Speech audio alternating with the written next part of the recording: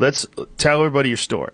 So you were wrongfully committed of murder. You spent 22 years on death row before you were exonerated by DNA evidence. Hello, everyone. My name is Nick Yarris, and I was, as Joe said, convicted and sentenced to die for a rape and murder I didn't commit at the age of 21. In 1981, a woman named Mrs. Craig was murdered in Delaware. I had never met the woman. I was in prison on unrelated charges, and I stupidly made up a story to try and get out of those charges.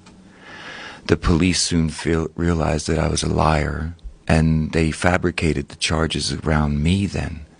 So it's ironic that in a few days you're going to Upper Darby, Pennsylvania. And that's where the murder happened, really, basically.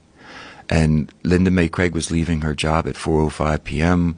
on December 15th, 1981. She's going home. She gets abducted. I don't know any of this, but I tried in desperation to get out of a lie that this officer put on me.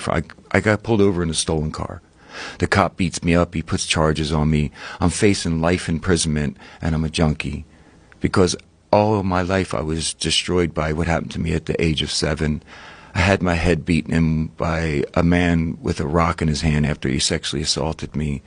And I did all the stupid things that people can do in the aftermath. I kept it a secret. And I let it foster all the anger in me. I became very aggressive as a child, and I ended up in trouble all the time.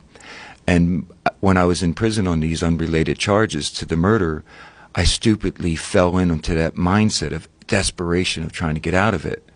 So the police put a prisoner in the cell next to me. He said I confessed to him. I was given a 3-day trial. I was sentenced to death and put on death row. And then, stupidly, I escaped from prison in 1985 and ended up on the FBI's most wanted list. How'd you get out? I was being transported to court, and the sheriffs were being cool with me at first. They were talking about what was going on in Philly. They were two nice guys, like 68, 67. And we drove 5 hours from one of the hardest prisons in America called Huntington. And I left there after spending 2 years of my first 2 years in silence. So if you opened your mouth, they would come in and beat your head in. So I was so glad to get in the car because my mom was waiting in my lawyer's office because they were going to give me a review of my trial because they withheld so much evidence. So I was eager to go to court. And it was the coldest day of 1985, February 15th. We stopped at a gas station in Exton, Pennsylvania. And as I got out of the car, the officer